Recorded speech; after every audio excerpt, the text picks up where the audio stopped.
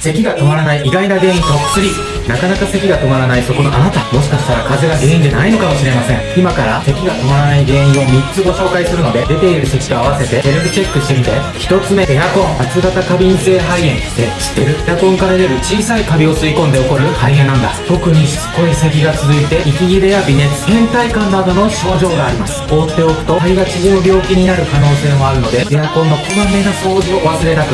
2つ目、アレルギー。気管支の中でアレルギーが原因の炎症が起きて咳の症状が出ているのかも。アレルギーは乾いた咳が出ている、会話中に咳が出てしまう、夕方から夜に喉のイガイガ感が出ているなどの特徴があります。3つ目、胃液。逆流性食道炎という病気で咳が出ているのかもしれません。特に胸焼けがする、横になると咳が出やすい人は注意。今回紹介した症状以外にも咳の原因はたくさんあります。3つに当てはまってないのに咳がある人、まずは DM で相談してね。